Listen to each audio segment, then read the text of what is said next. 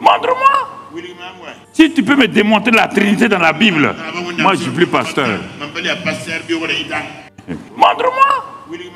Si tu peux me démontrer la Trinité dans la Bible, moi je suis plus pasteur.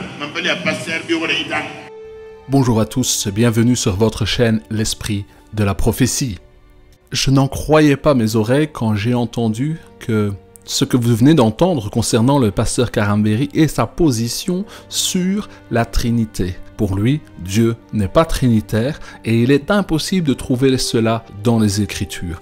À la fin de cette vidéo, je vous mettrai deux enseignants qui viennent de Théonopsie et probablement aussi, je vais vous mettre Jean-Marc Taubois, qui sont des vrais enseignants, qui connaissent les Écritures et ils vont vous démontrer que la Trinité est bien un concept qui se trouve dans la Bible. Car Dieu se révèle par le Père, par le Fils qui est la parole et par le Saint-Esprit. Et chacun a son individualité.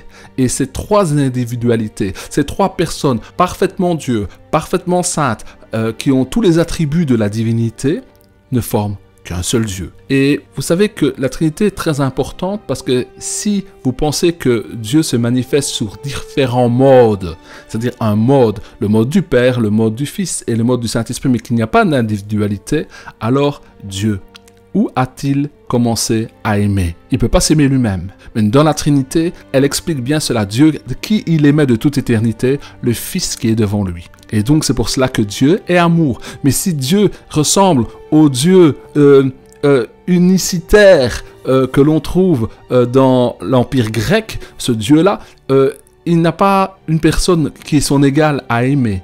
Et ça, vous voyez, c'est un gros problème. Parce que Dieu se révèle comme amour. Mais où a-t-il commencé à aimer? Eh bien, il a aimé le Fils qui est devant sa face éternellement. Alors, je vous mets la suite de l'enseignement du pasteur Karambéry que j'ai découpé et vous allez voir sa démonstration qui est là.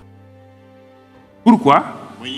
Dans Ésaïe 6, là, l'année de la mort du roi Osias, je vis le Seigneur assis sur un trône très élevé et les pans de sa robe remplissaient le temple. Des séraphins se tenaient au-dessus de lui. Ils avaient chacun 6 ailes, 2 dont ils se couvraient la face, 2 dont ils couvraient les pieds et 2 dont ils se servaient pour voler. Ils criaient l'un à l'autre et disaient « Saint, Saint, Saint » et l'Éternel des armées. C'est là aussi encore où les menteurs ont dit que Dieu est 3 fois saint.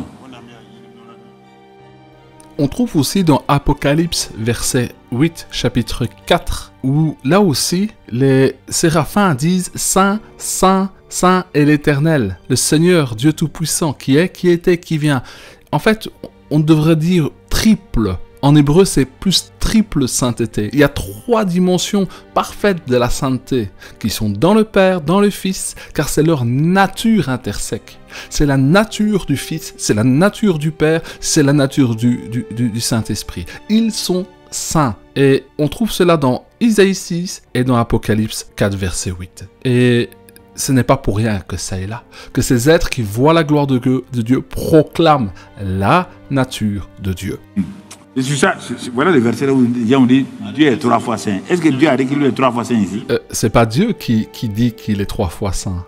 Ce sont des archanges, les séraphins, qui sont dans la présence de Dieu et qui proclament la triple sainteté de Dieu.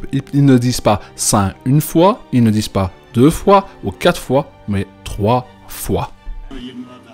Hein? Ah bon, Dieu est 3 fois saint. Et toi, tu es saint. Donc tu es supérieur à Dieu. Dieu n'est que saint 3 fois. Vous voyez, la sainteté, c'est la nature de Dieu. Notre nature humaine que nous partageons.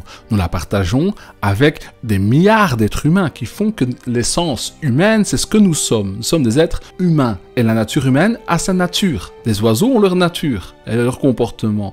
Eh bien, Dieu a sa nature sainte. Et cette nature sainte est partagée dans 3 personnes qui ont les qualités de cette divinité qui est la sainteté. Le Fils est saint, le Père est saint et le Saint-Esprit est saint. Tous les trois ont cette nature. Si vous ne comprenez pas ce qu'est la nature ou l'essence d'une personne qui induit ses comportements, ses attitudes et ce qu'il fait, ah ben alors vous ne comprenez pas. C'est pas de la mathématique que nous faisons. Et on balance des choses comme ça là. C'était le théologien qui a dit. Quel théologien ça? Il vient d'où? C'est-à-dire que Dieu est 3 fois saint. Dans quel endroit Dieu t'a récrit les 3 fois saint? Quand il n'arrive pas à justifier par ça, il dit non, pasteur, Dieu est 3 fois saint. Le Père est saint. Le Fils est saint. Le Saint-Esprit est saint. Donc il y a 3 dieux alors. Ah non, il n'y a pas 3 dieux. Il y a un seul Dieu en 3. Explique-moi ça très bien. Mathématiquement, explique-moi ça. Psychologiquement, explique-moi ça. Vous êtes parti prendre des choses en Inde. La Trinité a été prise en Inde. Vous êtes parti prendre des choses à gauche, à droite pour venir inventer la Trinité. Avant 325, avant le concile de Nicée, montre-moi où on parle de Trinité, ou montre-moi où on parle de Paul parle de Trinité. J'ai tous les documents. Viens chez moi, j'ai 3000 livres. Ah mais pasteur, mais Luc 3 a dit quoi? Allons dans tout Luc 3. Ouvrons Luc 3. Ouvrons. Oui. Voilà la Trinité. Allez-y, lis-moi la Trinité. Trinité de Dieu, hein? Pas 3. Dieu, 3 dieux. Montre-moi. Voilà. Quand Jésus était dans l'eau, le ciel s'est ouvert. Une colombe est descendue. Premier élément de Trinité, colombe. Donc papa est colombe. Deuxièmement, une voix d'abord, papa est voix. Une voix est retentie. Le Saint-Esprit est colombe. Et le Fils est homme. Montre-moi ta Trinité là. Voix, colombe et homme. C'est quelle Trinité? Viens me dire, hein? Montre-moi, écoute-moi. Jean, dans l'Apocalypse. Il a vu quelqu'un assis sur un trône avec un livre. Le livre est scellé de sceaux. On ne peut pas l'ouvrir. Les gens pleuraient. Il y a un vieillard qui a dit ne pleure pas. Il dit le lion de la tribu de Juda là, il est là. Il dit ah bon? Le lion de la tribu de Juda. Un lion ici. Et puis il a en même temps agneau. Et puis il voit assis quelqu'un sur le trône là. On peut voir son visage.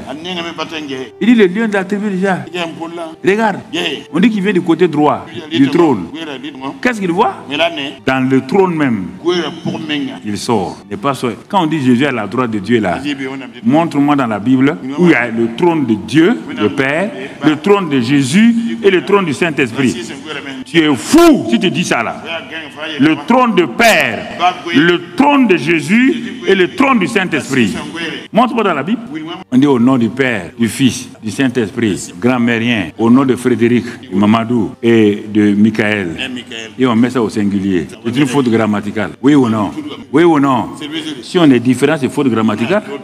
Mais pourtant, on dit, Jésus dit d'aller baptiser au nom du Père, du Fils, du Saint-Esprit. Aucun disciple n'a baptisé au nom du Père, du Fils, du Saint-Esprit. Le jour de la Pentecôte, Pierre a prêché au nom de Jésus, baptisé au nom de Jésus. Montre-moi dans la Bible où quelqu'un a baptisé ça. Oui, ils vont se lever, ils sont assis. Les théologiens, ils sont fâchés. Montre-moi. C'est pas de doctrine, hein. C'est pas Jésus seul. C'est pas Jésus 3. C'est pas branhamisme. Non. Chacun a eu une compréhension de ça. Il va d'en faire doctrine. Tu vois, non? D'en faire doctrine. Tu peux aller dans plusieurs endroits. Un agneau, un lion, un qui est assis sur le trône. Lion, un animal. Si la Trinité là, si Dieu était un animal. Ok, bon. En tout cas, je ne parle pas d'une doctrine de quelqu'un. Je parle de la Bible. Si tu veux me répondre, ne me dis pas ça c'est doctrine de Branham, ça c'est doctrine de Jésus seul, ça c'est doctrine de quoi. Montre-moi la Bible. J'ai lu tous ces livres-là. Tout ce que j'ai tout lu pour vérifier. Tout. Tous ces livres, je les ai tous. Les brochures, j'ai tout lu pour vérifier tout ça là. Je veux connaître la vérité. Et la vérité me rend libre. Alors, le pasteur Karambéry dit, il ne faut pas venir avec toutes sortes d'autres livres. Nous n'avons pas besoin de lire 3000 livres pour être dans la confusion, mais il faut être enseigné par des enseignants qui maîtrisent, par exemple, l'hébreu, le grec, et qui ont l'Esprit de Dieu. Parce que beaucoup de théologiens ne sont pas nés de nouveau, n'ont pas l'Esprit de Dieu. Là, je vous mets maintenant l'enseignement de théonopsie, et vous allez voir là, c'est la première partie, et la question qui est posée, est-ce que la Trinité est biblique? Et là, vous verrez qu'elle est biblique et que la compréhension de la Torah en hébreu le démontre fort bien. Bonsoir à tous. Ce soir, nous réabordons, puisque nous avions déjà abordé le thème de la Trinité, mais c'était un très vieil enregistrement avec du matériel qui n'était pas adéquat et le son était très difficile à suivre. J'ai mis du temps, parce que j'ai eu pas mal de demandes sur le sujet. J'ai mis du temps parce que c'est un sujet qui est pour moi d'une priorité et d'une importance capitale et qui en même temps nécessite d'être très précis. Donc j'ai repris, et vous le constaterez, c'est une trentaine d'années de réflexion sur le sujet que j'ai concentré, que j'ai essayé de concentrer, parce que ça peut devenir aussi très fastidieux au bout d'un moment. Donc l'objectif n'est pas de faire de la théologie, un cours de théologie sur la Trinité, mais de se poser des questions. Parce que la Trinité pose question, et elle est souvent attaquée d'ailleurs, pour justifier que le christianisme, ou un certain christianisme, est à côté de ses chaussures.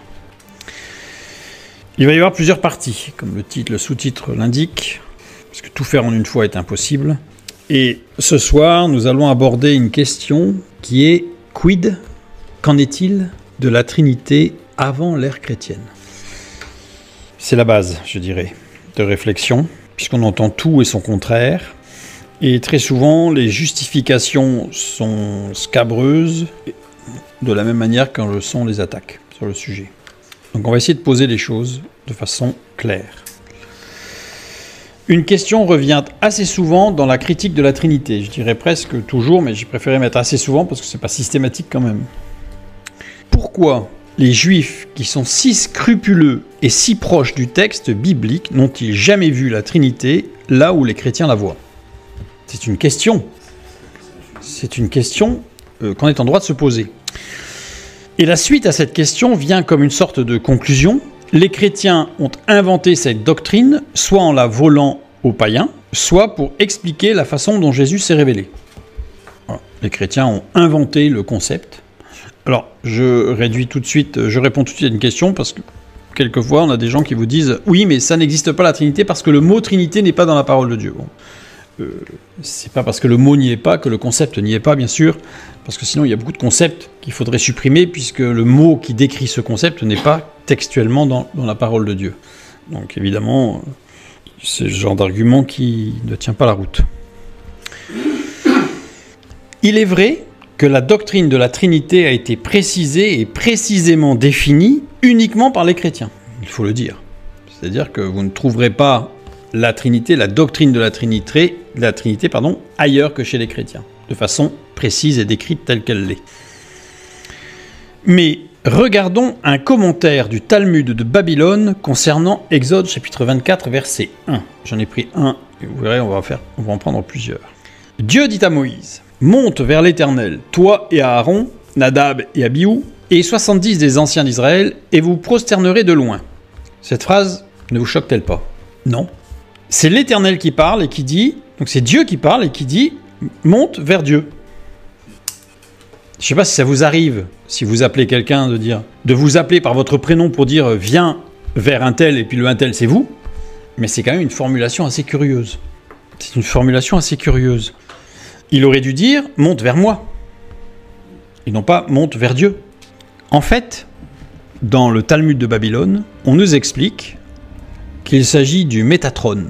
Qu'est-ce que le Métatron? Le Métatron, dans les commentaires rabbiniques, talmudiques, mais pas uniquement talmudiques, les midrashiques aussi, et même dans d'autres documents, dont on parlera un petit peu plus tard, le Métatron est le titre du messager le plus élevé de Dieu, celui que l'Ancien Testament appelle ange de l'Éternel, celui qui siège directement à la droite de Dieu. Là, ce que je vous dis là, ce sont dans les commentaires rabbiniques. D'ailleurs, vous trouverez dans aucune théologie chrétienne, on vous parlera du Métatron.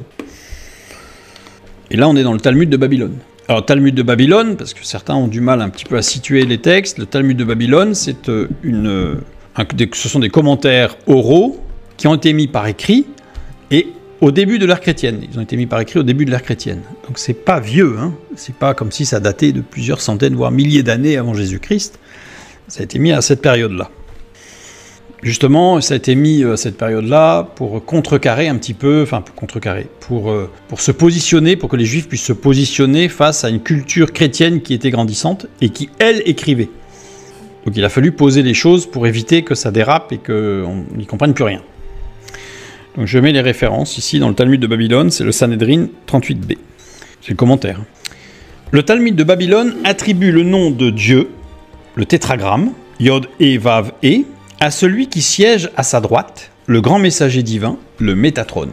C'est-à-dire que dans le Talmud, on nous dit que à côté de Dieu, il y a le Métatrone, l'ange de l'Éternel, qui se situe à la droite de Dieu et qui s'appelle Dieu.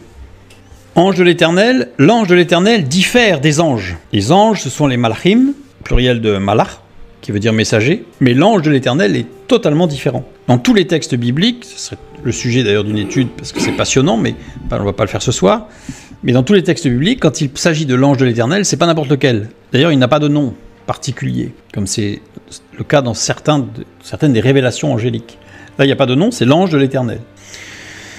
Cela marque une distinction nette entre le Métatrone, l'ange de l'Éternel, et les anges. C'est pas du tout la même chose. La distinction entre Dieu et l'ange de l'Éternel s'estompe d'ailleurs dans les textes. C'est-à-dire que non seulement il a le même nom dans le Talmud, mais dans le texte biblique, la différenciation entre Dieu et l'ange de l'Éternel n'est pas toujours très simple à faire, voire impossible. On va prendre quelques exemples, parce qu'il y en a beaucoup, mais on va prendre quelques-uns. Genèse chapitre 22, les versets 11 et 12. Alors l'ange de l'Éternel l'appela des cieux et dit « Abraham, Abraham !» Et il répondit « Me voici ». L'ange dit « N'avance pas ta main sur l'enfant et ne lui fais rien, car je sais maintenant que tu crains Dieu et que tu ne m'as pas refusé ton fils, ton unique. » C'est l'ange de l'Éternel qui parle, qui dit « Tu ne l'as pas refusé à Dieu, mais qui dit à moi. » Donc quand vous lisez la phrase, c'est pas possible en fait de faire la distinction entre Dieu et l'ange de l'Éternel ici. Ou alors il faut être très très fort, parce qu'en fait il n'y a pas possibilité. On va prendre Exode chapitre 13 verset 21, encore plus frappant. L'Éternel allait devant eux, donc dans le désert, le jour dans une colonne de nuée pour les guider dans leur chemin, et la nuit dans une colonne de feu pour les éclairer afin qu'ils marchassent jour et nuit. Maintenant on prend un peu plus loin, dans Exode chapitre 14 verset 19, donc c'est le chapitre d'après, c'est pas très loin. L'ange de Dieu qui allait devant le camp d'Israël partit et alla derrière eux, et la colonne de nuée qui les précédait partit et se tint derrière eux. Alors là, comment faire la différence entre Dieu et l'ange de l'Éternel? Il n'y a pas de possibilité de faire la différence entre les deux. Et pourtant, ce n'est pas Dieu, c'est l'ange de l'Éternel, ou l'ange de Dieu. Donc on voit que, d'ailleurs ça a été souligné par les commentateurs du Talmud, et par les rabbins, on voit qu'il y a, d'ailleurs dans tous les commentaires, on le verra un peu plus tard, il n'y a pas de dissonance, et il n'y a pas de difficulté en fait pour eux. L'ange de l'Éternel est un être dissocié, mais qui est aussi Dieu, puisqu'il porte le même nom. Un autre écrit juif parle d'une certaine entité qui se confond avec Dieu, le Memra. Alors l'autre écrit juif dont il s'agit ici, c'est le Targum Pseudo-Jonathan. Targum, ça veut dire traduction en fait. Donc c'est un Targum occidental de la Torah, donc une traduction occidentale de la Torah, connu à l'époque médiévale sous le titre de Targum Yerushalmi, ou Targum de Jérusalem, mais en raison d'une erreur d'imprimeur, il fut plus tard renommé Targum Jonathan, en référence à Jonathan ben Uziel, qui est considéré être l'auteur, un grand rave médiéval.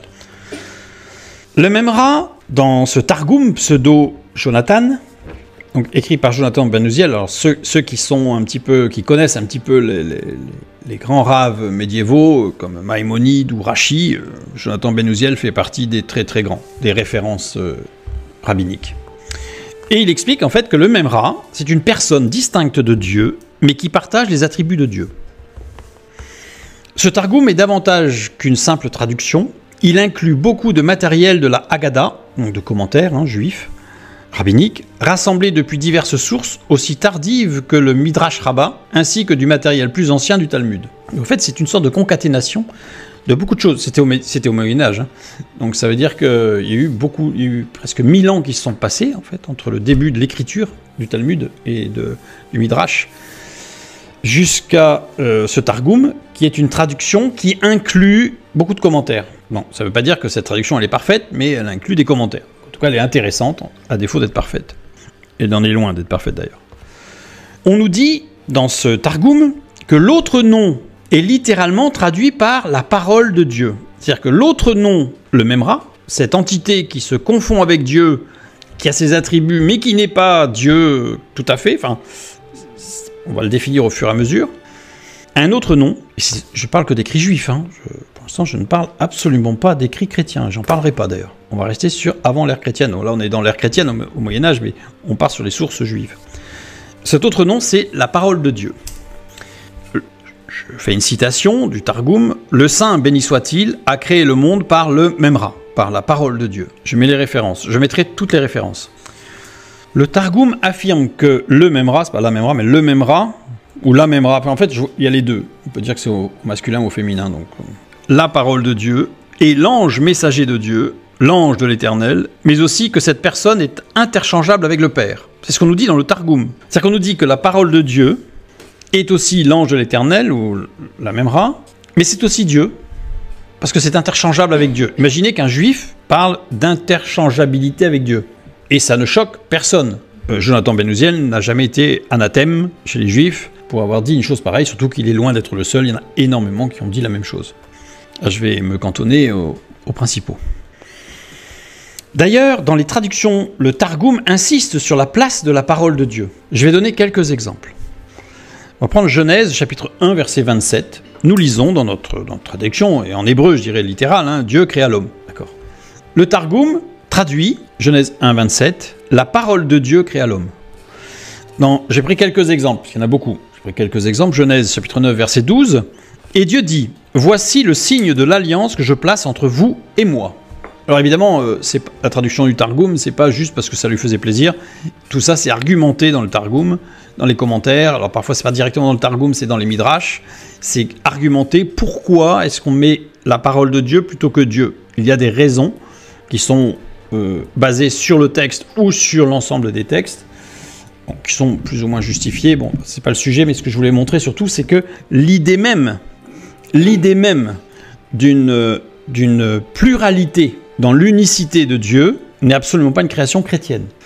Et là, par exemple, dans Genèse chapitre 9, verset 12, le Targum pseudo-Jonathan traduit par « Et Dieu dit, voici le signe de l'alliance que je place entre vous et ma parole. » Parce que la parole, c'est Dieu.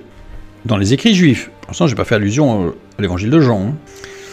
Exode 25, 22. « Je te rencontrerai du haut du propitiatoire. » Le Targum traduit par « Je mettrai ma parole en haut du propitiatoire. » Là, on ne peut s'empêcher de penser à Jean 1, 14, que la parole a été faite chair, et cette parole est sur le propitiatoire. Lévitique 26, 9, « Je me tournerai vers vous. » C'est Dieu qui parle. Le Targum traduit par « Et je me tournerai par ma parole vers vous. » À la fin du diaporama, je mettrai un tableau avec quelques citations pour ceux qui le souhaitent, pour aller voir un petit peu ce que ça peut donner, parce que c'est pas systématique. C'est pas à chaque fois qu'il y a Dieu qu'on change par la parole de Dieu.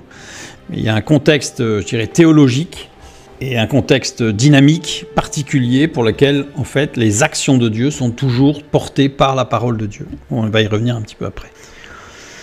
Ainsi, le Targum affirme que la Memra de Dieu agit auprès de Dieu, pour Dieu et avec Dieu, en étant Dieu. On n'est pas sur un écrit juif, chrétien, on est sur un écrit juif avec Jonathan Ben Uziel, auquel on ne peut pas donner l'étiquette de chrétien, je peux vous assurer. Le Targum nous dit que la Memra, elle crée l'homme. Elle révèle les 10 commandements, la Memra, la parole de Dieu. Elle sauve Israël. Elle assiste Moïse. Elle inspire les prophètes, etc., etc. C'est la parole de Dieu qui est partout. Elle guérit, elle relève, elle encourage, la parole de Dieu. Toutes les actions divines lui sont attribuées tout en la distinguant de Yahvé. Donc ça veut dire qu'en fait, elle a tous les attributs de Dieu, la Memra, mais elle n'est pas Yahvé, mais elle porte le nom de Yahvé, et elle a tous ses attributs. Donc vous voyez, ça, chez les Juifs, chez les rabbins, ça n'a jamais posé de problème, dans tous ces commentaires. Mais le Targum connaît aussi une troisième entité en Yahvé, en l'Éternel. Elle intercède entre l'Éternel et Israël. Et dans le Targum, elle est appelée le Saint-Esprit. Je parle du Targum, je ne parle pas du Nouveau Testament, écrit par des Juifs, pour des Juifs, basé sur les études de Juifs.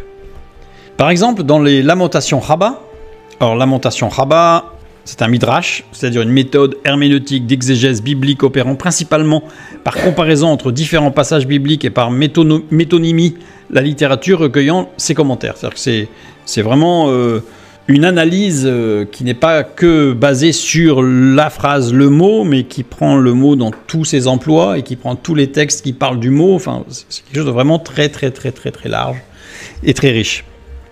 Donc le Lamentation Rabbah, c'est un midrash qui est sur le livre des Lamentations, de Jérémie, écrit entre le 5e et le 7e siècle après Jésus-Christ. Et on ne peut pas dire que la Lamentation Rabbah, le midrash, ce soit chrétien. C'est fondamentalement rabbinique juif. Je mets la référence. Lamentation Rabba, chapitre 3, alinéa 60, enfin, verset 60, alinéa 9. Voilà ce qu'on y lit dans le Lamentation Rabba.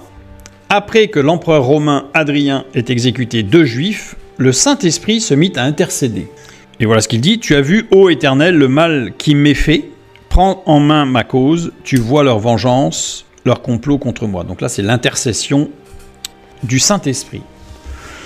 Dans Lévitique Rabba, c'est-à-dire l'étude du Lévitique, de la même manière, et de la même manière, vous avez le Cantique des Cantiques Rabba, vous avez le Bereshit Rabba, enfin le Genèse Rabba, etc., etc.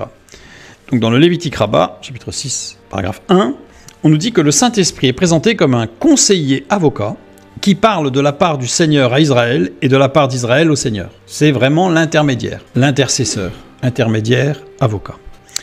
Ça nous rappelle évidemment Romains chapitre 8, versets 26 et 27, écrit par l'apôtre Paul qui était un pharisien, complètement imprégné des textes rabbiniques, une sommité sur le sujet, et qui en réalité n'a pas, comme on dit, réinventé l'eau chaude. C'est-à-dire qu'en fait, il a tout simplement explicité ce qui existait déjà. Et il nous dit, de même aussi, l'Esprit nous aide dans notre faiblesse, car nous ne savons pas ce qu'il nous convient de demander dans nos prières. Mais l'Esprit lui-même intercède par des soupirs inexprimables, et celui qui sonde les cœurs connaît quelle est la pensée de l'Esprit, parce que c'est selon Dieu qu'il intercède en faveur des saints. Le Saint-Esprit intercède. Et l'apôtre Paul n'a pas inventé, c'est-à-dire qu'en fait c'est la suite. De toute façon, la nouvelle alliance n'est que la suite de l'ancienne. Il y a une bascule, certes, mais pas une rupture. Jésus a basculé, a fait basculer l'ancienne alliance vers la nouvelle, mais il ne l'a pas rompue. D'ailleurs, il le dit lui-même. Je ne suis pas venu abolir la loi, mais l'accomplir. C'est la bascule. Dans Genèse Rabba, j'ai mis par exemple 84-11, parce qu'il y a énormément de passages dans Genèse Rabba. Cantique des Cantiques Rabba, ou Lamentation Rabba, dont on a déjà parlé. Le Saint-Esprit est toujours considéré comme une personne avec une dimension personnelle et non simplement un pouvoir impersonnel. Dans tous les textes des différents rabbats, différents midrashim, le Saint-Esprit ne répond jamais à une question qui serait quoi, mais le Saint-Esprit répond toujours à une question qui serait qui. C'est-à-dire que c'est une personne à part entière, une émanation de Dieu, qui est Dieu, puisqu'elle est capable de sonder même les profondeurs de Dieu, mais qui se distingue dans ses attributs. Il est considéré comme Dieu lui-même, le Saint-Esprit. J'insiste, je ne parle que des écrits rabbiniques. Le Saint-Esprit est considéré comme Dieu lui-même et toutefois comme une entité distincte de Dieu qui peut intercéder entre Dieu et l'homme. Philon d'Alexandrie donne aussi un éclairage enrichissant, parce que, on va voir, je vais vous donner d'autres exemples après dans les Rabbats et les Midrashim, mais après on pourrait y passer jusqu'à demain matin et ça serait même la semaine, je pense qu'on n'aurait pas fini. Philon d'Alexandrie donne aussi donc un éclairage intéressant. Qui est Philon d'Alexandrie? C'est un philosophe juif hellénisé, qui parle grec, né à Alexandrie vers 20 avant Jésus-Christ, mort vers 45 après Jésus-Christ, qui était donc contemporain des débuts de l'ère chrétienne. Il vécut à Alexandrie, qui était alors le grand centre intellectuel de la Méditerranée, avec une forte communauté juive dont Philon était un des représentants auprès des autorités romaines. Son œuvre abondante est principalement apologétique, c'est-à-dire l'étude de la parole. Philon d'Alexandrie n'était pas chrétien.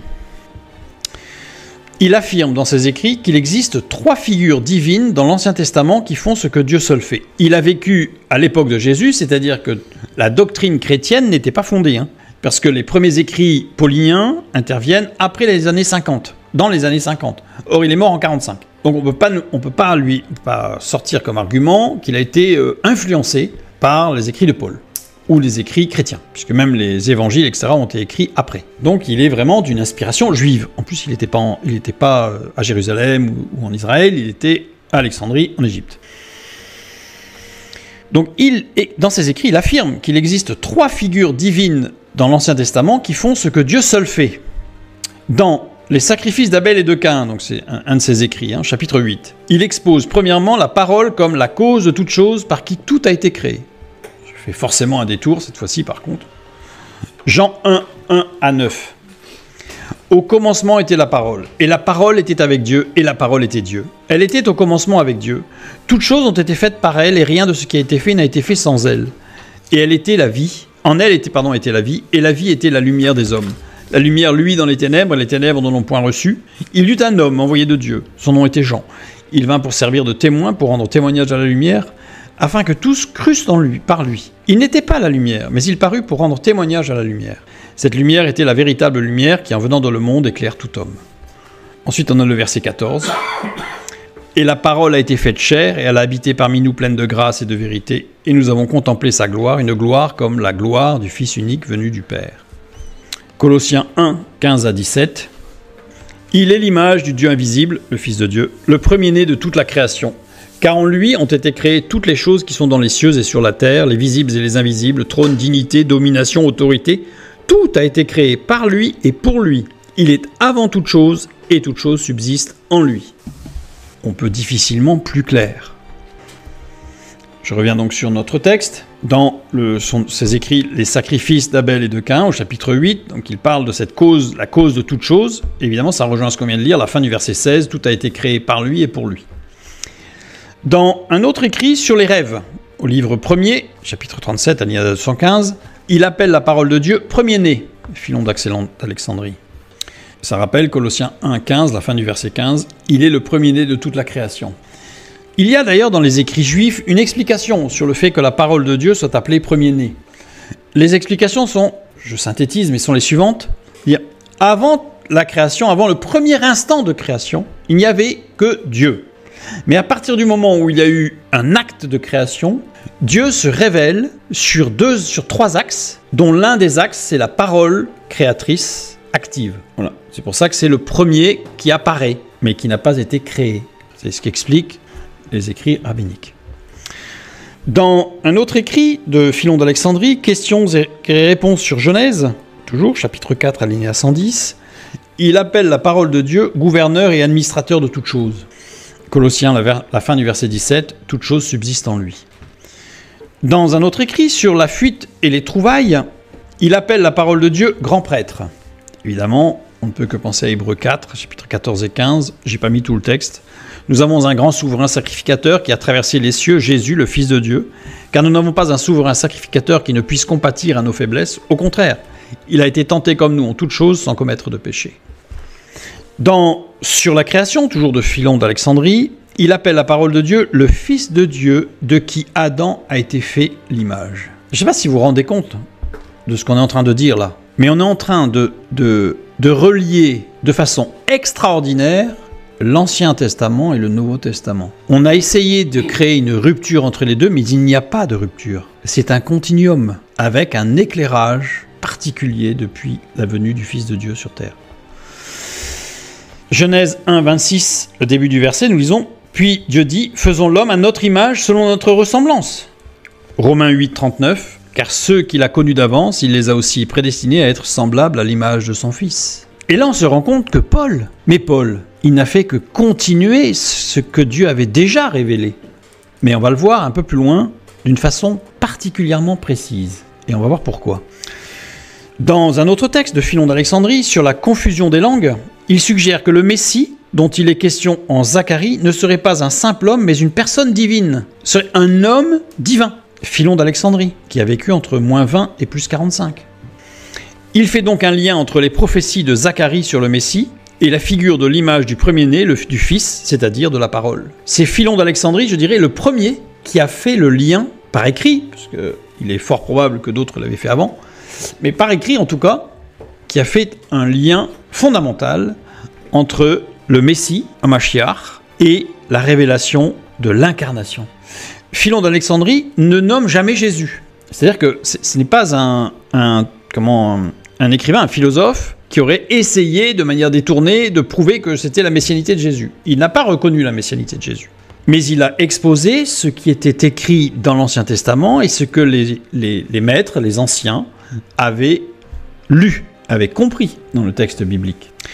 Dans un autre texte qui s'appelle « Sur Abraham », page 129 et 180, c'est pas 129, 122. Bon, là, il faudrait que je vérifie pour ma référence parce que je crois que c'est 99 à 122. Mais bon, ma mémoire me fait défaut. Il commente Genèse chapitre 18, le verset 2, où l'Éternel apparaît à Abraham et celui-ci, en levant les yeux, voit 3 hommes. On y reviendra tout à l'heure aussi sur ce passage. Il dit « Il est raisonnable qu'un l'un soit 3 et que les 3 soient 1 ». C'est quand même énorme. J'ai mis les références parce que c'est tellement énorme que si on va me dire « Oui, mais non, il y a les références. » Allez voir. allez chercher les documents. Comme je l'ai dit en introduction, je n'ai pas commencé à se creuser le sujet la semaine dernière. Donc ce que je vous donne là, c'est le résultat. Et encore, je vous ai fait qu'un résumé, parce qu'il y a énormément de choses. Et Philon d'Alexandrie n'est pas le seul à avoir abordé le sujet, ce sujet-là. Des spécialistes modernes juifs ont prouvé que les juifs pré-chrétiens et non chrétiens, au début de l'ère chrétienne, affirmaient que le Dieu unique était constitué de plusieurs personnes. J'ai mis par exemple Daniel Boyarin et Alan Segal. Alors Daniel Boyarin conclut au sujet des anciens juifs, citation, hein, « Il croyait que Dieu avait un adjoint ou émissaire, ou même un fils divin, exalté au-dessus des anges, qui agissait comme intermédiaire entre Dieu et le monde dans la création, la révélation et la rédemption. » Ce sont des juifs, hein, ils ne sont pas chrétiens, ce sont des juifs, mais qui ont fait une étude approfondie, qui ont écrit un ouvrage, il est mis dans la bibliographie. Les recherches d'Alan Segal, un juif non chrétien, parce qu'il le revendique fortement, se résument ainsi. Les anciens Israélites connaissaient deux Yahvé. L'un invisible, un esprit, l'autre se rendant visible, souvent sous forme humaine. Parfois les deux Yahvé, j'ai mis entre guillemets parce que c'est une phrase qui n'a pas de sens, mais bon voilà, apparaissent ensemble dans le texte, parfois ils sont distincts, parfois ils ne le sont pas. C'est de la même entité en fait, de la même personne, mais qui se révèlent de deux manières différentes. Les anciens Israélites ne voyaient pas cela comme une violation du monothéisme, car les deux étaient Yahvé. Il n'y avait donc pas de second Dieu distinct gérant le cosmos. C'était un seul, mais qui se révélait sous deux aspects différents. Un aspect accessible au sens humain, par une révélation corporifiée, et un aspect inaccessible au sens humain, parce que pur esprit, dans sa révélation. Durant la période du Second Temple, les théologiens et écrivains juifs ont spéculé sur l'identité du second Yahvé. Mais ça ne les a jamais choqués. Vous avez énormément de spéculations rabbiniques sur le sujet. Et il n'y en a pas un qui a dit « mais c'est n'importe quoi, il n'y en a qu'un ». Non, non. Les juifs et les rabbins savaient que Dieu se manifestait sous deux aspects différents. L'esprit et la corporification. Ces spéculations n'étaient pas vues comme non orthodoxes par les rabbins. C'est-à-dire qu'il n'y en a pas un seul. Vous n'aurez aucun écrit qui vous dit que cette spéculation elle est complètement hors norme, déjantée et blasphématoire. Ça n'existe pas. Puis vu les raves qui ont exposé le sujet, ça aurait été un peu délicat d'aller dire que ces rabbins-là étaient complètement en dehors des clous. Parce que ce sont quasiment les piliers fondateurs qui ont maintenu le judaïsme, je dirais, debout depuis l'ère chrétienne, par leurs écrits et leurs études. Les choses changèrent lorsque certains juifs, les premiers chrétiens, ont fait la connexion entre Jésus et ce concept juif orthodoxe. C'est là que ça a commencé à déranger, mais pas avant. Cela explique pourquoi ces juifs, les premiers convertis à suivre Jésus-Christ, Jésus le Christ, pouvaient adorer simultanément le Dieu d'Israël et Jésus tout en refusant de reconnaître un autre Dieu, parce qu'en fait, c'était tout simplement le Fils de Dieu, c'était la parole de Dieu faite chair. C'était la corporification du premier-né de la création. En fait, c'était logique, il n'y avait rien de nouveau. C'est juste que la révélation de Dieu s'accomplissait. C'est tout. Alors quand je dis c'est tout ça. C'est pas juste c'est tout ça.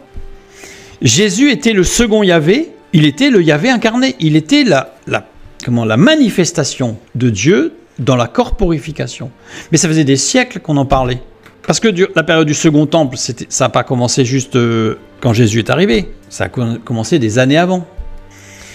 En réponse à cela, donc à cette transformation, à cette conversion de beaucoup de Juifs au christianisme, à Jésus-Christ, en réponse à cela, le judaïsme a rejeté comme hérésie l'idée des deux pouvoirs célestes au second siècle après Jésus-Christ. C'est là que ça a commencé en fait. C'est là que ça a commencé, mais en réaction. Cependant, comme on l'a vu, l'exégèse rabbinique a continué dans la même direction qu'au départ, jusqu'au Moyen-Âge.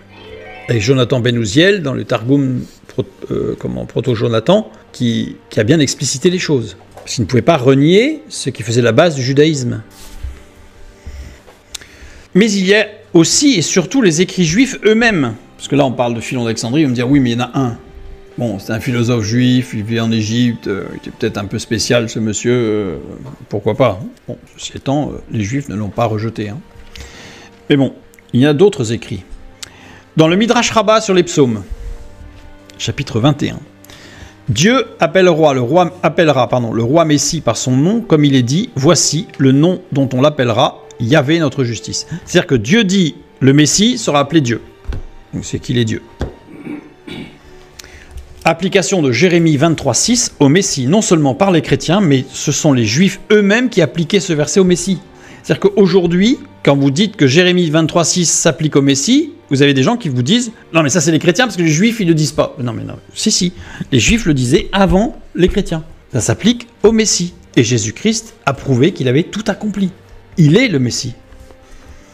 Dans le Midrash Rabbah sur les lamentations, dont on a parlé tout à l'heure, la citation « Quel est le nom du roi Messie ?» Rabbi Abba bar Kahana a dit « Yahvé est son nom ».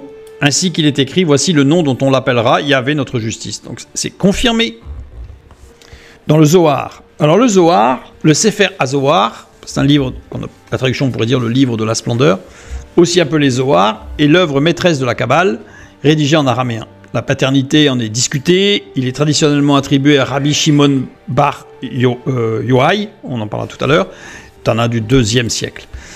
La recherche académique suggère aujourd'hui qu'il pourrait également avoir été rédigé par Moïse de Léon ou par son entourage entre 1270 et 1280 en compilant une tradition orale. Alors bon, le Zohar c'est de la Kabbale, c'est à éviter, enfin c'est n'importe quoi, c'est de l'ésotérisme.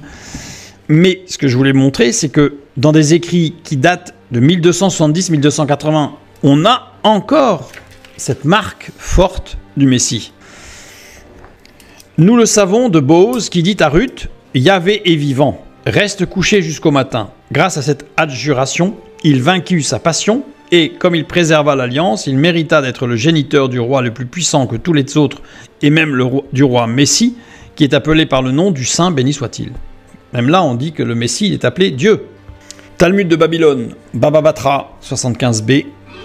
Concernant le Messie, voici le nom, il sera appelé Yahvé, notre justice. Donc, confirme partout. Dans les Pirkei Mashiach. Alors, Pirkei Mashiach, c'est une collection de prophéties, d'enseignements rabbiniques et de traditions orales qui ont été rassemblées et codifiées au fil des siècles. Ils font partie de la littérature apocalyptique et eschatologique juive. C'est vraiment une sorte de compilation de tous des commentaires et des prophéties qui ont été faites sur le Messie, à Mashiach. Et le Messie, fils de David, s'assiera dans la yeshiva d'en haut par le Saint béni soit-il, et il sera appelé Yahvé, comme est d'habitude appelé son possesseur, le possesseur du nom, ainsi qu'il est écrit, et voici le nom dont il sera appelé, Yahvé notre justice. Donc c'est partout en fait, partout. Le Messie, c'est Dieu. C'est une émanation, c'est la réalisation des prophéties de l'Ancien Testament sur la manifestation de Dieu dans son amour par corporification. Dans un commentaire du Zohar par Shimeon ben Yohai, justement, donc un rabbin galiléen ayant vécu entre la fin du 1er siècle et le 2e siècle de l'ère chrétienne, entre 90 et 110, sa naissance, et vers 160-161 sa mort, on n'est pas sûr. Il a, selon la tradition talmudique, poursuivi le combat entamé par son maître Rabbi Akiva contre l'Empire romain. Il est souvent considéré symboliquement comme l'auteur du Zohar. Symboliquement, ce sont ces enseignements qui ont été à la base du Zohar. Il existe un homme parfait qui est un messager. Ce messager est le Métatron, le gardien d'Israël. Il est l'image du Saint, béni soit-il, qui est une émanation de lui. Oui, il est Yahvé. De lui, on ne peut pas dire qu'il est créé, ni formé, ni fait. Mais il est une émanation de Dieu. Cela s'accorde avec ce qui est dit par Jérémie. Il est Yahvé notre justice. Jérémie 23, 5 et 6. C'est les Juifs qui parlent, hein. C'est pas des chrétiens. Nous avions vu, au tout début, la question de savoir que la Trinité, est-ce qu'elle était purement chrétienne en fait? Eh bien non. Eh bien non. Elle est juive avant d'être chrétienne. Par contre, pourquoi les chrétiens ont beaucoup plus défini, comme je l'ai mis ici, il est vrai que la doctrine de la Trinité a été précisée et précisément définie uniquement par les chrétiens. Pourquoi?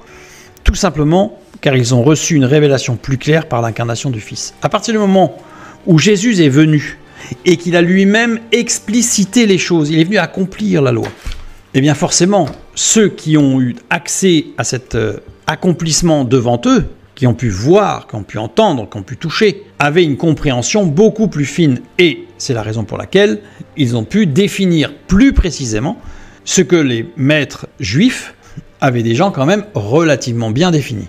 Voilà pourquoi. Maintenant, nous allons lire Genèse chapitre 18, les versets 1 à 8, puis quelques versets de Genèse 18, puisque c'était, pour Philon d'Alexandrie, ça a été l'un des pivots, je dirais, dans sa démonstration sur la Trinité. L'Éternel lui apparut parmi les chênes de Mamré, comme il était assis à l'entrée de sa tente, pendant la chaleur du jour. Il leva les yeux et regarda, et voici, 3 hommes étaient debout près de lui. Quand il les vit, il courut au-devant d'eux, depuis l'entrée de sa tente, et se prosterna en terre. Et il dit, « Seigneur, si j'ai trouvé grâce à tes yeux, ne passe point, je te prie, loin de ton serviteur. Permettez qu'on apporte un peu d'eau pour vous laver les pieds, et reposez-vous sous cet arbre. J'irai prendre un morceau de pain pour fortifier votre cœur, après quoi vous continuerez votre route, car c'est pour cela que vous passez près de votre serviteur. » Ils répondirent, « Fais comme tu l'as dit. » Abraham alla promptement dans sa tente vers Sarah, et il dit, « Vite, 3 mesures de fleurs de farine, pétris et fais des gâteaux. » Et Abraham courut à son troupeau, prit un veau tendre et bon, et le donna à un serviteur qui se hâta de l'apprêter. Il prit encore de la crème et du lait avec le veau qu'on avait apprêté, et il les mit devant eux. Il se tint lui-même à leur côté sous l'arbre, et ils mangèrent. Et l'Éternel dit, un peu plus loin, « Le cri contre Sodome et Gomorrhe s'est accru, et leur péché est énorme. C'est pourquoi je vais descendre, et je verrai s'ils ont agi entièrement selon le bruit venu jusqu'à moi. Et si cela n'est pas, je le saurai. » Les hommes s'éloignèrent et allèrent vers Sodome. Mais Abraham se tint encore en présence de l'Éternel. Ensuite, on a la description de la promesse de la naissance d'Isaac et la réaction de doute de Sarah, y compris d'Abraham d'ailleurs, mais surtout celle de Sarah qui rit par rapport au fait qu'elle était ménopausée. Ensuite, les 2 anges arrivèrent à Sodome sur le soir, et Lot était assis à la porte de Sodome. Quand Lot les vit, il se leva pour aller au-devant d'eux et se prosterna la face contre terre. Dès l'aube du jour, les anges insistèrent auprès de Lot en disant « Lève-toi, prends ta femme et tes 2 filles qui se trouvent ici de peur que tu ne périsses dans la ruine de la ville. » Ensuite, il y a des échanges avec Lot, parce que Lot il y veut pas. Après les avoir fait sortir, l'un d'eux dit « Sauve-toi pour ta vie, ne regarde pas en arrière, ne regarde pas derrière toi, et ne t'arrête pas dans toute la plaine. Sauve-toi vers la montagne, de peur que tu ne périsses. » L'autre leur dit « Oh non, Seigneur, voici, j'ai trouvé grâce à tes yeux, tu as montré de la grandeur et de ta miséricorde à mon égard, en me conservant la vie. Mais je ne puis me sauver à la montagne avant que le désastre m'atteigne, et je périrai. » La description de la discussion de Lot avec les anges pour ne pas aller plus loin, alors que Dieu lui demande d'aller plus loin, il ne veut pas, c'est pas le sujet de ce soir. Alors l'Éternel fit pleuvoir du ciel sur Sodome et sur Gomorrhe, du soufre et du feu de par l'Éternel. Genèse 18 et 19. Regardons pourquoi Philon d'Alexandrie a particulièrement porté son attention sur Genèse 18. Les versets 1 et 2, nous lisons. L'Éternel lui apparut parmi les chênes de Mamré. Apparaître ici, c'est Ra au radical nifal, ce qui veut dire se faire voir. Bon, donc Dieu s'est fait voir. Donc il y a bien. Je trouve que c'est plus précis que apparaître. Il se fait voir. Apparaître, on pourrait le rater. Hein. Tandis que là, il se fait voir. Donc, il se manifeste de telle manière à ce qu'Abraham ne le rate pas. Pendant la chaleur du jour, moment où personne ne sort dehors, je ne sais pas si vous êtes déjà allé au Moyen-Orient en pleine heure de midi, c'est pas le moment d'aller se faire une promenade. L'Éternel lui apparut, et voici 3 hommes étaient debout. Déjà, là, on se pose une question quand même. L'Éternel se fait voir, et Abraham, il ouvre les yeux et il voit 3 hommes. Et ces 3 hommes étaient debout. Je ne dis rien de spécial. Natsab, être debout, se placer, conjugué au mode participe, ça veut dire être en train de action qui était et qui continue d'être. Ils sont debout, ils restent debout, ils restent debout, ils sont là depuis un moment, et ils bougent pas, ils sont debout. Il se fait voir, ils sont debout. Dieu se fait voir, et il voit 3 hommes debout, qui bougent pas. Depuis l'entrée de sa tente, mi-pétard, c'est bien porte d'entrée, avec une préposition, la lettre meim, lorsqu'il est au début du mot, il décrit un espace géographique. On est bien à la porte d'entrée, c'est un espace géographique. Ce mot qui veut dire à l'entrée, traduit depuis l'entrée ou à l'entrée, mais c'est à l'entrée. Bien. Petit détour. Jean 20, 19. Le soir de ce jour, qui était le premier de la semaine, les portes du lieu où se trouvaient les disciples étant fermées à cause de la crainte qu'ils avaient des Juifs, Jésus vint, se présenta au milieu d'eux et leur dit « La paix soit avec vous ». Première manifestation de Dieu après la résurrection de Jésus, après sa résurrection aux disciples. Verset 26, un peu plus loin, 8 jours après, les disciples de Jésus étaient de nouveau dans la maison et Thomas se trouvait avec eux, parce que la première fois Thomas n'y était pas, et Thomas a dit « Non, moi si je vois pas ces plaies et tout ça, j'y crois pas ». Jésus vint, les portes étant fermées, se présenta au milieu d'eux et dit « La paix soit avec vous ». Le verbe se présenter ici, c'est istémi en grec. c'est le Nouveau Testament, donc écrit en grec, qui veut dire subsister, se présenter devant, apparaître devant des juges par exemple. C'est quelqu'un qui est un peu en opposition. Il est conjugué à l'aoriste second. Aoriste insiste sur une action ponctuelle. Le concept du verbe ne fait pas référence ni au passé, ni au présent, ni au futur. C'est-à-dire que il était là, il est là, il sera là. En fait, c'est tout le temps vrai. Il était et sera là. On pourrait presque dire il être là. Second, c'est-à-dire qu'à partir du moment où on a un aoriste second, c'est qu'il est construit sur la base du futur second. C'est-à-dire qu'il y a une portée éternelle, il y a une portée future. Jésus était déjà au milieu des disciples, mais il ne le voyait pas. Il n'a pas traversé les murs. Il était déjà là et il s'est rendu visible. Voilà, je renvoie vers l'étude sur le temps, les 2 études sur le temps pour savoir comment ça s'est passé exactement. Et là, Istémie est précis parce qu'il se présente devant quelqu'un qui est prêt à le juger en fait. C'est Thomas qui est là. Jean 20, 24 et 25. Thomas, appelé Didyme, l'un des 12, n'était pas avec eux lorsque Jésus vint. Les autres disciples lui dirent donc « Nous avons vu le Seigneur ». Mais il leur dit « si je ne vois dans ses mains la marque des clous et si je ne mets mon doigt dans la marque des clous, et si je ne mets ma main dans son côté, je ne croirai point. » Faut y aller quand même. Outre l'aspect que c'est morbide, il faut y aller quand même. Abraham, dans notre texte, était à l'entrée de sa tente. 3 hommes apparurent devant lui. On peut se dire, ouais, mais il somnolait un peu, donc à un moment donné, il a ouvert les yeux, ils étaient juste devant lui. Voilà. Bon. Abraham courut au-devant d'eux. Donc, alors, il est à l'entrée de sa porte, 3 hommes se trouvent devant lui et il court. Il les percute, quoi. On sent qu'il y a un problème dans ce texte. Il y a un problème, en fait, pour les rencontrer à l'entrée de sa tente. Donc, c'est-à-dire qu'en fait, il est à l'entrée de sa tente, il part en courant pour les rencontrer à l'entrée de sa tente, c'est-à-dire là où il est. Donc, en fait, il tourne en rond, peut-être, je sais pas, il se passe quelque chose. Ou alors, sa tente, elle est immense, en fait. C'était un hall d'entrée immense. Le verbe courir ici, ruft, qui veut dire courir, qui veut dire se précipiter, s'activer. Racine désignant une action saccadée irrégulière. Devant eux, l'ikratam, construit avec un mot central, kira, qui veut dire rencontrer, recevoir. Les 2 premières lettres, tout ce qu'on saisit avec l'esprit dans la compréhension des choses. Reish, c'est le principe. Et ensuite, les 3 lettres suivantes, l'ipséité de l'ensemble. C'est-à-dire, l'ipséité, c'est l'essence même de l'ensemble de ce qui se présente. Il a saisi par l'esprit le principe de ce qui se passait. Abraham réalise dans son esprit ce qui se produit devant lui, et ce qui se produit, en fait, a généré une dissonance cognitive à laquelle il fait face. En fait, il est face à quelque chose et c'est là, les saccades et les secousses, elles sont là, en fait. Et donc, dans sa tête, ça va très vite, ça se précipite. Je ne sais pas si vous est déjà arrivé, par exemple, de somnoler et tout d'un coup de vous réveiller et vous vous retrouvez dans une situation où il faut que vous compreniez ce qui se passe. Et ça va très très vite dans la tête. Et en même temps, c'est hyper stressant parce qu'on ne comprend pas tout et donc ça se bouscule. Voilà la description, c'est une dissonance cognitive. Et Abraham, là, il comprend. Il comprend que c'est Dieu qui se révèle dans ces 3 hommes. Parce que ce qui se passe là n'est pas normal. Il y a quelque chose d'anormal en fait. Et donc là, c'est par l'esprit qu'il va le saisir. Parce que par ses sens, c'est insaisissable. Je reviens sur notre passage avec Thomas. Vous savez, quand Thomas qui dit non, moi si je ne mets pas mes dents. Et là, 8 jours après, donc les disciples de Jésus étaient de nouveau dans la maison et Thomas se trouvait avec eux. Jésus vint, les portes étant fermées, se présenta au milieu d'eux et dit « La paix soit avec vous ».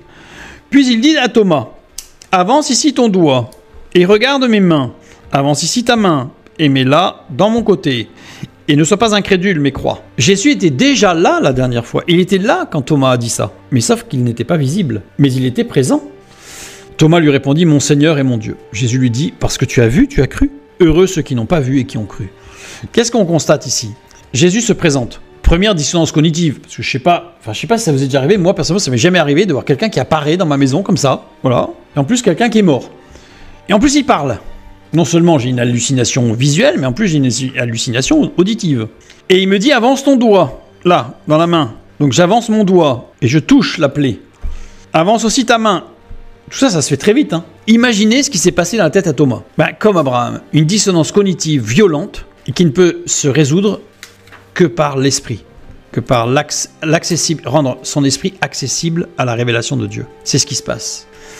Avant que Thomas ne reconnaisse son Seigneur et son Dieu, il a fallu 4 étapes successives très proches engendrant une dissonance cognitive, comme pour Abraham. C'est le choc de la révélation, de la puissance et de l'amour de Jésus. Amour, parce que il n'y a que Jésus pour dire « Tu as dit ça, mais vas-y. » On aurait tendance à lui dire « Non mais ça va pas Thomas, tu rigoles, tu rêves, tu n'es pas sérieux. » Non, C'est l'amour qui s'exprime dans la puissance. Le verset 3 dans Genèse 18. Il dit « Seigneur, si j'ai trouvé grâce à tes yeux, ne passe point, je te prie, loin de ton serviteur. » Réaction compréhensible en sachant qu'Abraham ne se sentait pas prêt à cette rencontre. C'est-à-dire que là, il est choqué. Là. Donc il dit si j'ai trouvé grâce, restez là. Enfin voilà, il ne sait plus que dire. Il est perdu, Abraham.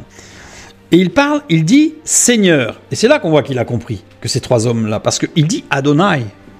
Adonai, c'est Seigneur, donc c'est un pluriel. On va me dire, c'est normal, ils sont trois. Si j'ai trouvé grâce à tes yeux, en hébreu, c'est au singulier. C'est-à-dire qu'en fait, il n'y en a qu'un. Vous allez me dire, ouais, mais il s'adresse au chef. Bon, d'abord, il faudrait savoir lequel des trois était le chef. Ouais, mais ça se voyait peut-être, parce qu'il avait une tenue spéciale, il avait une couronne sur la tête. Ne passe point. Donc là, c'est au singulier. Donc là, il ne dit pas ne passez point. Il s'adresse à une seule personne. Donc il dit Seigneur au pluriel, et tous les accords, toutes les déclinaisons, là, sont au singulier. La seule personne dans tout le récit de la Genèse à qui Abraham ait dit Adonai au pluriel, c'est Yahvé. Il n'a jamais appelé personne Adonai, Abraham. Et là, il dit Adonai à ces trois hommes. Il a reconnu, il sait, il est un peu perdu, mais il sait, il a compris dans son esprit que c'était Dieu qui se révèle. Tout le passage fait état de sujets au pluriel et de verbes ou de compléments au singulier concernant ces trois hommes. Dans tout Genèse 18, il y a toujours les trois hommes, c'est comme si en français on disait les trois hommes dit. Tout, c'est pas un, c'est tous. Tout le texte est construit avec des sujets pluriels et des verbes conjugués au singulier. Je comprends que Philon d'Alexandrie soit quand même posé des questions. C'est dommage qu'en français, on n'ait pas reproduit la faute. Enfin, je dis en français, mais dans les autres langues aussi, hein, parce que j'ai regardé, mais pouvant lire l'anglais et l'espagnol, c'est aussi au pluriel. Mais il y a aussi des formes d'insistance particulières, très bizarres, on va dire.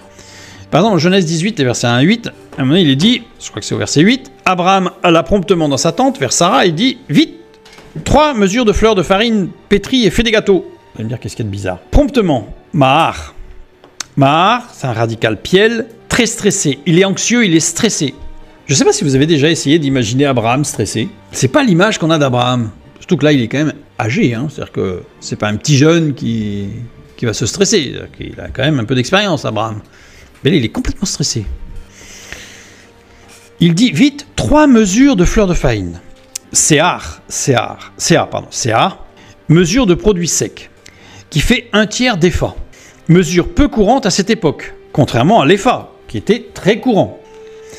Ce serait comme demander, vite, prends 3 fois 33 centilitres pour faire 1 litre, pour faire des gâteaux. Donc c'est comme s'il avait dit à Sarah, prends 3 fois 33 centilitres pour faire des gâteaux. Bah, prends 1 litre, quoi, c'est quand même plus simple. C'est un peu tordu. Et on voit bien, en fait, le texte insiste sur le fait qu'il n'y a qu'un, c'est l'épha, mais qu'il y a 3. En fait, on voit bien que la construction, tout le texte, en fait, et de toute façon, en hébreu, il interpelle. On ne peut pas lire ce texte sans s'arrêter en disant il y a un problème. Il n'y a aucune différenciation entre les 3 hommes, vus par Abraham. Il n'y en a jamais un qui ressort particulièrement, contrairement, par exemple, à la rencontre de Job, avec ses 3 amis, où là, ils sont différenciés. Dans leurs attributs, tant que celles-ci ne correspondent pas à une action précise attribuée à une seule de ces personnes. On en parlera juste après. Comme si c'était un attribut de la personne en question. C'est-à-dire qu'en fait, les 3 sont un. D'ailleurs, les verbes sont tous au singulier, ce sont qu'un. Quand il parle, c'est il parle, il au pluriel parle au singulier. C'est comme s'ils parlaient en même temps. Enfin, ça va faire bizarre quand même. Les 3 personnes qui parlent toujours en même temps, sans décalage. C'est impressionnant quand même. Sauf, justement, quand il va y avoir des attributs particuliers, dont on va parler juste après. Dans leurs paroles, tant que celles-ci sont d'ordre général, c'est-à-dire que s'il y a une parole particulière sur un point spécifique, il va y avoir une différenciation entre les 3, pour mettre en exergue en fait des attributs différents des 3, malgré le fait qu'ils ne forment qu'un. Une comparaison avec la visite des 3 hommes à Job montre la particularité de celle-ci. C'est-à-dire que quand on regarde la visite des trois hommes qui vont voir Job, en fait, on voit bien qu'il y a du pluriel, les verbes sont pluriels, enfin tout est cohérent en fait, tandis que là, il n'y a pas de cohérence en fait. Sauf si on saisit qu'il s'agit de Dieu, Adonai. Et là, tout devient cohérent. D'un seul coup, quand on saisit par l'esprit ce qui se passe, tout devient cohérent. Philon d'Alexandrie ne s'y est pas trompé, et de très nombreux rabbins ne s'y sont pas trompés non plus. Les 3 attributs des 3 personnes, justement.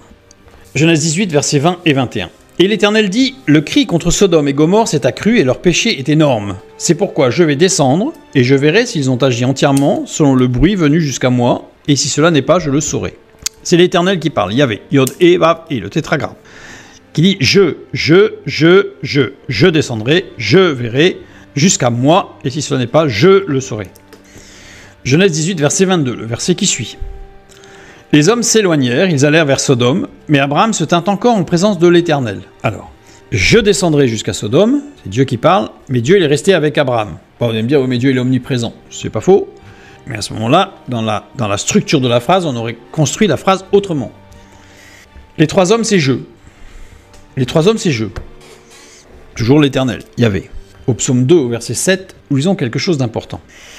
Je publierai le décret. L'Éternel m'a dit, tu es mon fils, je t'ai engendré aujourd'hui. Le psaume 2, au verset 7, montre que l'Éternel est aussi le Père. Yahvé est aussi le nom donné à Dieu le Père, puisque c'est l'Éternel m'a dit, tu es mon fils, je t'ai engendré aujourd'hui.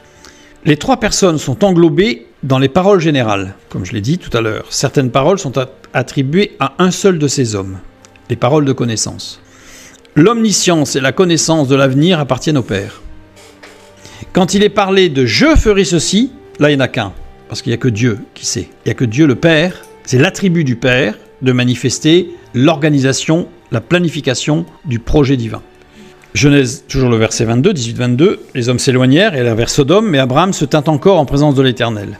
Encore, il se tint encore en présence de l'Éternel. Ovd qui veut dire néanmoins, cependant. Mais Abraham se tint cependant en présence de l'Éternel. Abraham se tint. C'est Dieu qui resta et c'est Abraham qui se tint dans sa présence. C'est pas Abraham qui est resté et Dieu qui s'est tenu en présence d'Abraham. C'est une subtilité peut-être, mais c'est Dieu qui est resté. Et Abraham, il n'est pas allé voir ce qui se passait à Sodome. Il n'est pas rentré chez lui, il est resté là.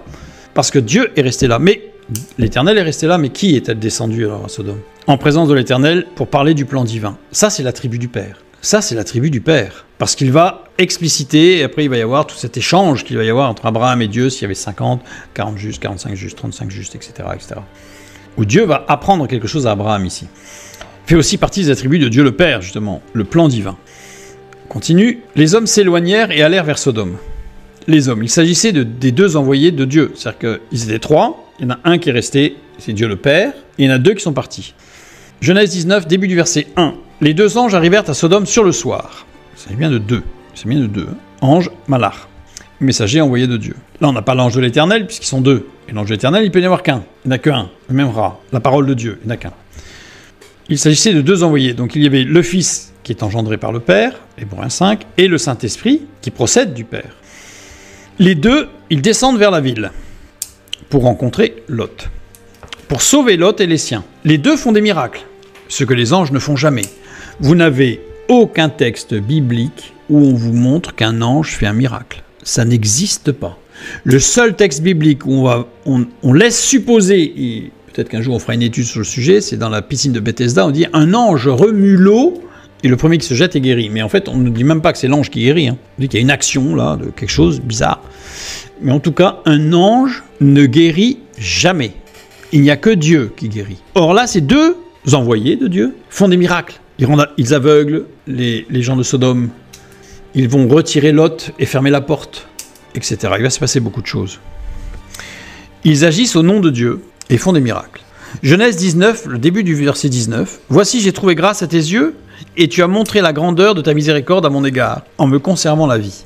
Tes yeux, tu as ta miséricorde. » Il n'y a plus qu'une seule personne avec Lot. Parce que là, c'est au singulier. Il n'y a qu'une seule personne avec Lot. Mais l'autre personne est où? Qui l'accompagne dans sa marche? Il n'y en a qu'une qui l'accompagne dans sa marche. Je renvoie sur des passages pour montrer. Eh bien, c'est le Saint-Esprit qui va l'accompagner dans sa marche. Parce que le Fils qui procède du Père, lui, accomplira le jugement. Parce que c'est le divin juge. On a les trois attributs. L'autre est resté pour exercer le jugement sur les deux villes. C'est le Fils engendré par le Père. Ce sont les attributs. Ce sont les attributs des trois manifestations divines. Le plan divin, le jugement, l'accompagnement. Jugement, rédemption, l'ensemble. Et le Saint-Esprit qui accompagne. C'est pour ça que Jésus va dire « Je vais au Père et je vous envoie le Saint-Esprit ». Celui qui, le consolateur, celui qui va vous accompagner.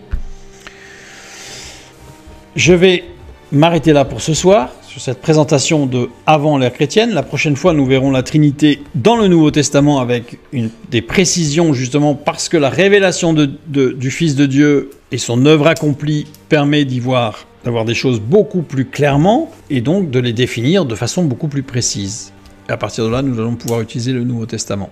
Là, je vous ai mis quelques textes avec la traduction biblique et la traduction du Targum de Pseudo-Jonathan, ici, et j'en ai mis une autre ici. Quelques textes, mais qui sont, je trouve, très parlants, en fait, où on y voit la parole de Dieu à l'œuvre, en fait, dans tout l'Ancien Testament. Voilà, ça, c'est pour ceux qui le souhaitent, pourront le récupérer. Et ici, la biographie pour notre partie de ce soir. Biographie que j'appellerai succincte. Que Dieu vous bénisse et à bientôt.